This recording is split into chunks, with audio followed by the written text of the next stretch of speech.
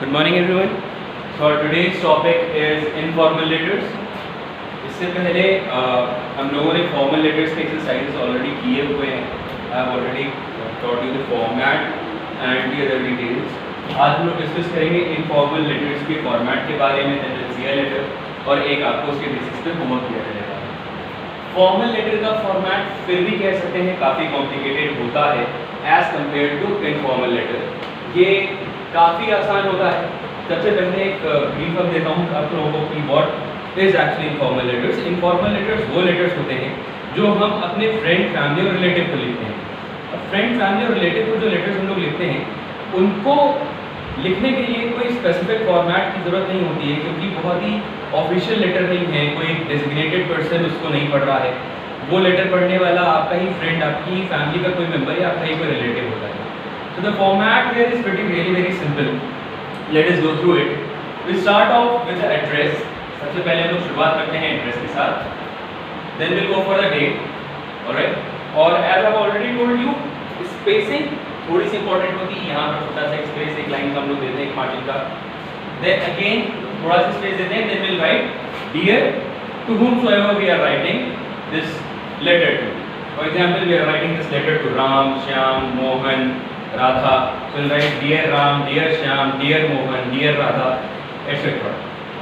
Then we'll go with the body of the letter. जो भी हम लोग को लेटर का कंटेंट देना है वो हम लोग यहाँ लिखते हैं. और फिर लास्ट में लिखते हैं yours lovingly and your name. It's pretty that simple to write an informal letter. All right? बेहद ही आसान, बेहद ही सिंपल होता है ये.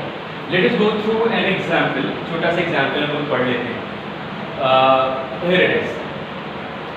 Imagine you are Raghav. अब कोई भी एग्जाम्पल समझने के पहले मैंने आपको बोला है कि आप क्वेश्चन को समझिए पहले कि क्वेश्चन आपसे पूछ क्या रहा है, what it is asking. हमने निकाली ही नहीं. Imagine you are Raghav. आप कौन हो? Raghav, a class 10 student of our school, Agra campus. All right. And you are living as paying guest at 24D Sadr Bazaar, Idgah at Agra. इस address पे आप रह रहे हैं. And you are going to write a letter to your father. आपको अपने father को letter लिखना है. किस लिए लिखना है? Telling him about the prize which you have won by standing first in the chess competition during annual sports day celebration.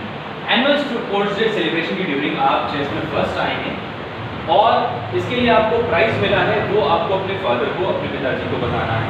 Alright, let us सी कैसे लिखते हैं. अब यहाँ पे एड्रेस आपको क्वेश्चन में लिखा हुआ है, आप कौन हो आपका नाम भी क्वेश्चन में लिखा हुआ है. आपको बहुत ध्यान से पढ़ना है. आपको अपना नाम आंसर शीट पे नहीं लिखना है, जो नेम क्वेश्चन में दिया हुआ है वो ही आपको लिखना है. Alright, let us go through the answers now. So here we go. Okay.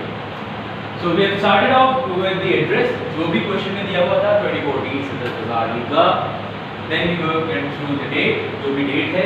Then father को लेटर लिख रहे हैं. So dear father. Alright. The annual sports day celebration was held on last Monday. Brigadier R.P. Singh presided over the function. अब क्योंकि आपको एक function के बारे में लिखना है तो आप पहले क्या देते हैं? इंट्रोडक्शन. सबसे पहले क्या देंगे?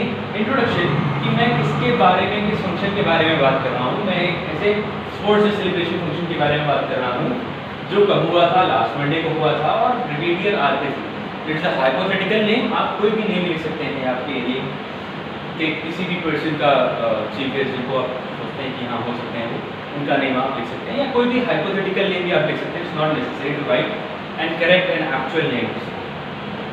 Then you will inform your father that you will be glad to know that I got the first prize by winning the inter-house chess competition. There were many prize winners. When I was called, the students and the teachers gave a loud applause. और जब मेरा नाम बुलाया गया तो सारे teachers ने और सारे स्टूडेंट्स ने बहुत ज़्यादा तालियां बजाई. The chief guest, Brigadier R.P. Singh, gave me the prize and congratulated me. It was a very big moment for me. और जब उन्होंने मुझे प्राइज दिया तो मेरे लिए बहुत बड़ा मोमेंट था. And I wish you had been here. Convey my best regards to mom, brother and Ruchi. This hypothetical names again. आप कुछ भी लिख सकते हैं. योर्स लविंगली राघव, जो आपका नाम क्वेश्चन में दिया गया है. It's a very compact and very simple letter. आपको केवल जो डिटेल्स आपके क्वेश्चन में दी हुई है सिर्फ वो आपको कवर करनी है और वो लेटर कंप्लीट हो जाएगा. ऑलराइट, कुछ भी बढ़ा चढ़ा के अपने मन से नहीं लिखना है. ठीक है. So I hope this is pretty clear to you guys now. What I'll do is I'll give you a homework for today. Here is the question. Okay, you have to do this question as a homework. Jot it down somewhere. All right, jot it down somewhere. You are Mangla. आपका नाम दिया हुआ है Mangla. On the basis of the given below notes. ये note दिए हुए हैं आपको. इस बेसिस पे आपको लेटर लिखना है. About 150 words. किसको लिखना है? राधा को लिखना है. और किस बारे में लिखना है? Sorry, किस बारे में लिखना है? About the dangers of drug addiction. ठीक है. अब ड्रग एडिक्शन के बारे में आप क्या चीज़ें लिख सकते हैं, वो सारी चीज़ें यहाँ नोट्स में आपको दी हुई हैं. इन हेल्प पॉइंट्स का यूज़ करके या इन नोट्स का हेल्प लेकर के आपको ये लेटर लिखना है. Alright, is the screen you can take a pretty strong screenshot of the same and once you have done it you can start writing in your respective copies. और उसके बाद आप अपना वर्क मुझे पोस्ट कर देंगे. Alright, and in case if you have any trouble any problem, what you can do is you can ask me in the comment section or you can ask me on my WhatsApp group. All right, till then, stay home and stay safe.